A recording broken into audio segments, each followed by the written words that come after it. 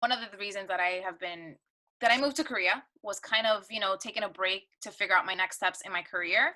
And I studied exercise science pretty much, but with a lot of focus on public health. And I have been kind of seeing, like, I still have an interest in public health. I started a master's program like a while ago, and I cut it out just because of financial reasons. So I was like, let me give myself a time to figure out, what my next steps are. And I think for me personally, just being here, I'm like, this is the field that I need to go into, because clearly, just seeing how these two countries have handled the situation, being here has been like eye opening, just to see the cooperation of the people, to see how people trusted their government, just to see the proactivity also of the government here, that made all the difference in how, like, where we're at now, and where the US is at. So I definitely have gone through, like, anger. I have gone through like, just being upset at, like, the situation that's going on back home, a country that I've lived in pretty much my whole life. So I think personally, I definitely am. I think it's awakened, like, the advocate, like, my professional area in that aspect.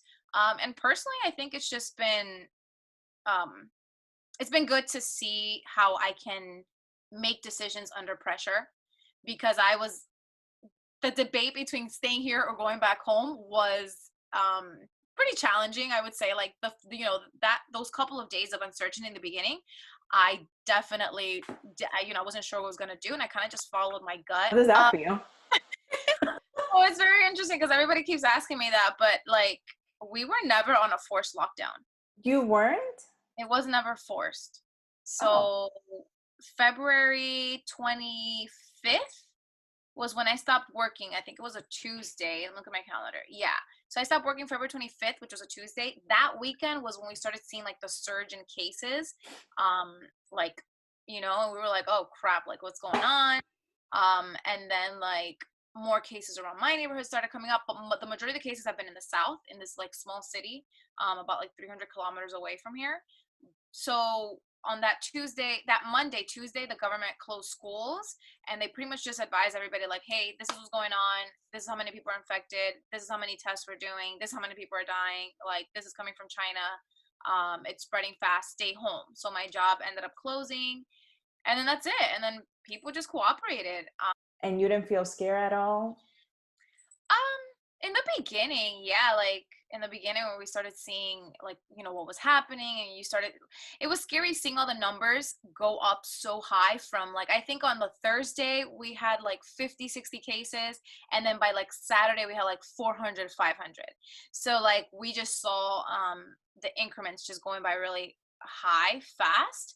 Um, so, like, but then once I realized, like, oh, well, the numbers are high because they're testing. They released a website. Like, they were really transparent from day one of everything.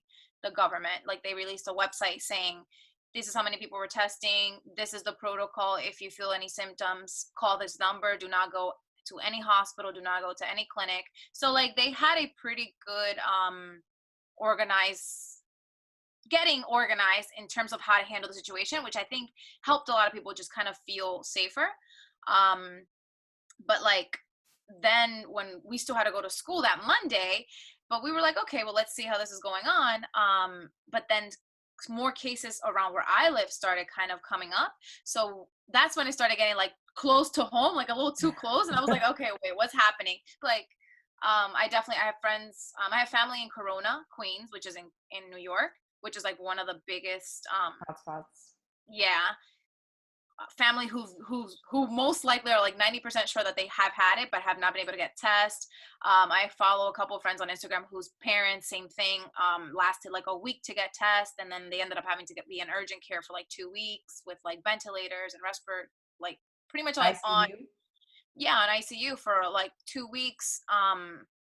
My mom is home in Maryland. Like, I have friends, yeah, in Florida. So just seeing just how everything, you know, you guys kind of, like, how the government just did not take it serious from the beginning at all. Um, seeing it now, I'm like, I was very angry, and I was just like, what are they doing? And I think now I'm like kind of numb to it, because I'm like, well, I don't even know what's next. But yeah, it's we kind of see it as it's a little chaotic over there. So how did you manage your 4 weeks at home? Yes. I think once I realized like, okay, I'm choosing to stay here, I'm gonna weigh it out. I think I just was like, in the beginning I kind of let myself, feel the emotions, and I was like, okay, I'm a little scared. The uncertainty of it all is nerve wracking. So I was just like, I let myself feel things for the couple of days, and then I was like, okay, then I kind of created a plan. I was like, okay, well, what can I do if something happens to my job, and I no longer have a job? Like if my school shuts down, I obviously need some source of income. So I pretty much was just like, I'm gonna focus on. I started teaching online English, so I pretty much did all the paperwork for VipKid. Okay. So I started doing that, and I kind of just focused on things. I was also taking another course online. I read books. I kind of just stayed as busy as possible, talking a lot to my family, cooking, cleaning, like the normal. Um, yeah. I think for me, I think my defense mechanism is staying busy and allowing myself to just like keep going. And then obviously I also let myself, there were days where I was like, okay, glass of wine and just sit like and do nothing, because you also need that. But